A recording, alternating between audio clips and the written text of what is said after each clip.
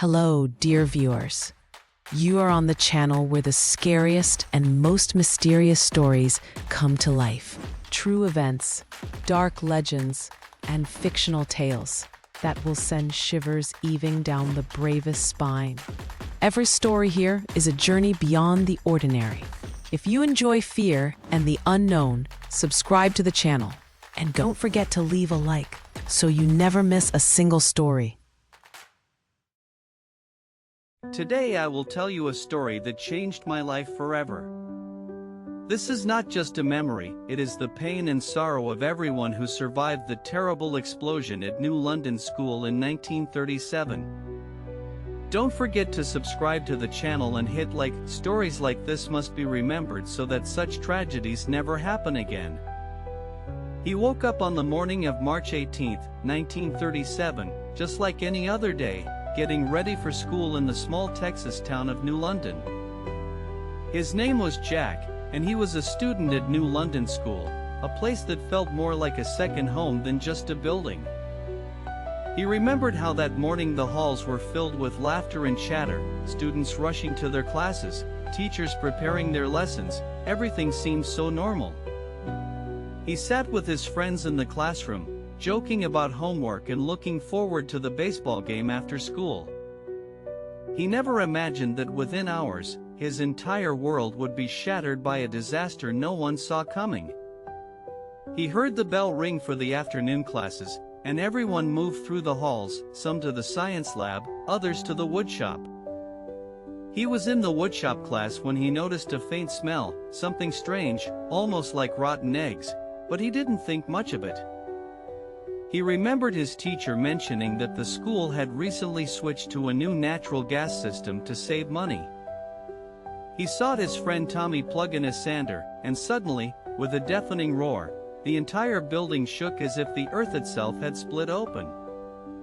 He was thrown off his feet by the force of the explosion, debris raining down, the lights going out, and screams echoing all around.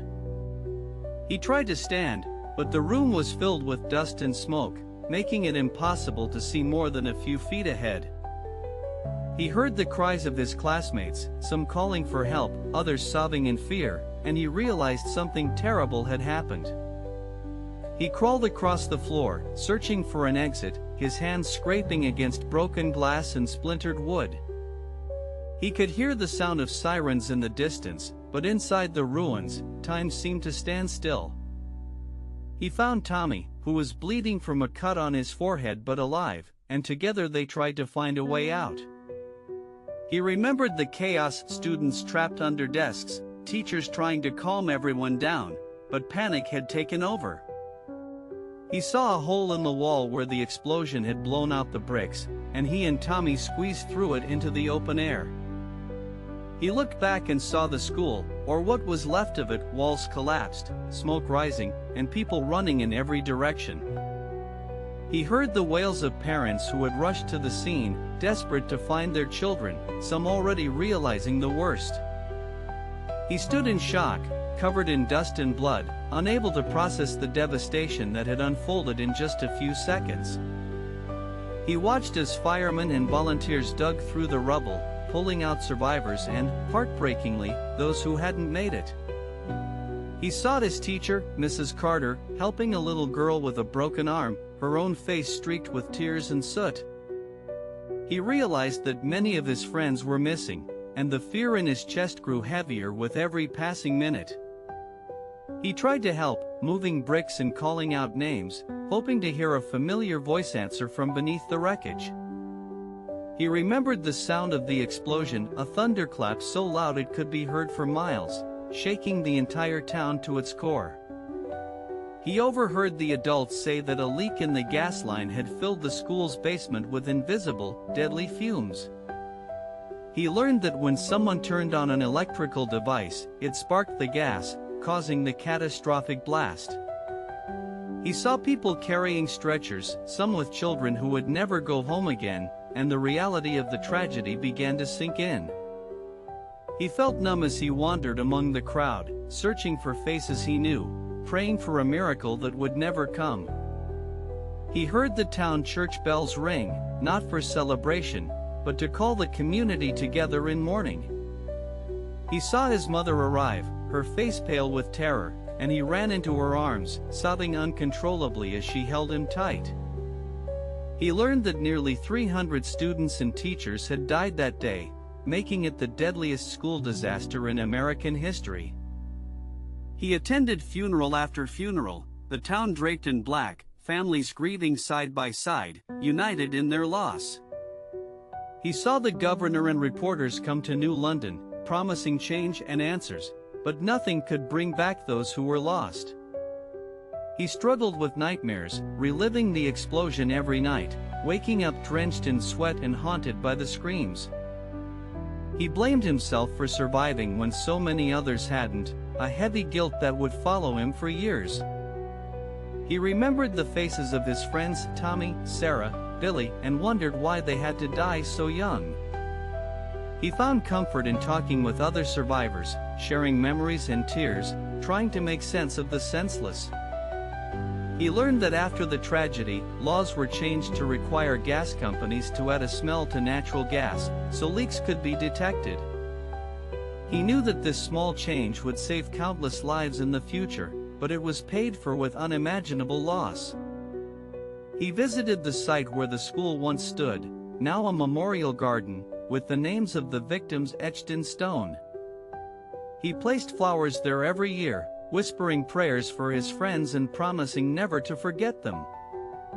He saw the pain in the eyes of parents who lost children, a pain that never truly faded, even as the years passed. He tried to move on, finishing school in a temporary building, but nothing ever felt the same again. He realized how fragile life was, how quickly everything could be taken away, and he vowed to cherish every moment.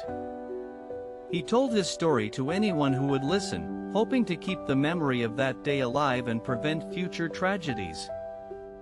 He became an advocate for school safety, speaking at events and urging others to take precautions seriously. He watched as New London rebuilt, the scars of the past always present but the community determined to heal.